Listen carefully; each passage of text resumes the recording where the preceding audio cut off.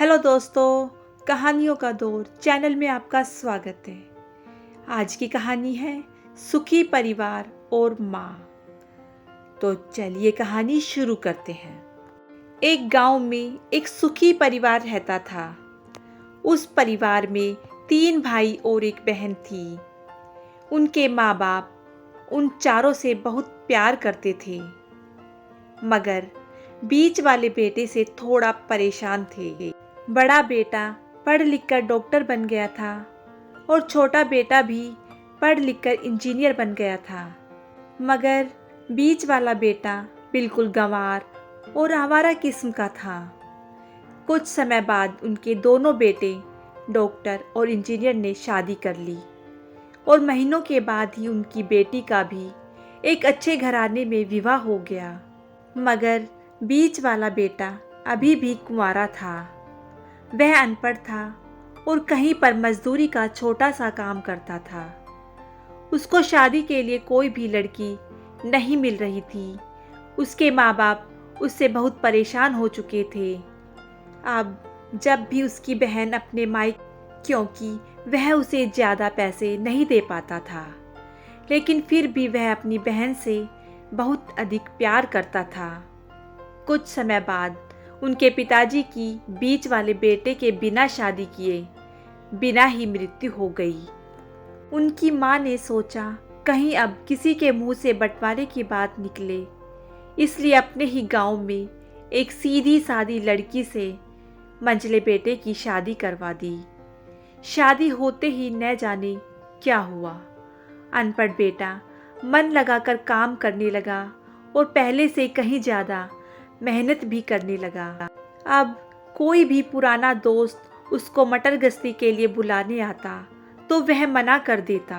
एक दिन उसके डॉक्टर और इंजीनियर भाई ने सोचा कि यह तो गंवार और अनपढ़ है, हम इससे कहीं ज़्यादा पैसे कमा लेते हैं, इसलिए अब हमें बंटवारा कर लेना चाहिए।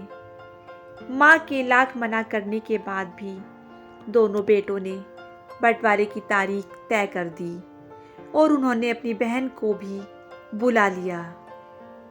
तभी उनका गंवार भाई कहता है कि तुम लोग बंटवारा कर लो, मुझे जो बचे वो दे देना या ना देना, मैं शाम को आकर अंगूठा लगा दूंगा।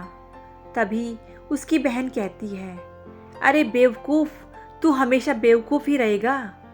ज़मीन का हिस्सा तो आमने सामने बैठकर होता है।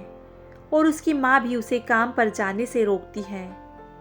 उसी वक्त वकील भी वहाँ आ जाता है और कहता है कि आपका सारा हिस्सा मिलाकर 10 बीघा ज़मीन और एक मकान है। अब यह बताओ किसको कितना हिस्सा देना है, मैं उसी हिसाब से कागज़ बनवा दूंगा। तब गंवार भाई कहता है, वकील साहब, 5-5 बीघा ज़मीन हमारे दोनों भाइयों के नाम लिख दो और यह हमारा घर मेरी प्यारी बहन के नाम कर दो। तब दोनों भाई पूछते हैं कि तू अपने हिस्से में क्या लेगा। गंवार भाई कहता है कि मेरे हिस्से में मेरी प्यारी माँ है। वह अपनी पत्नी की तरफ मुस्कुराते हुए कहता है, क्यों, क्या मैंने गलत कहा?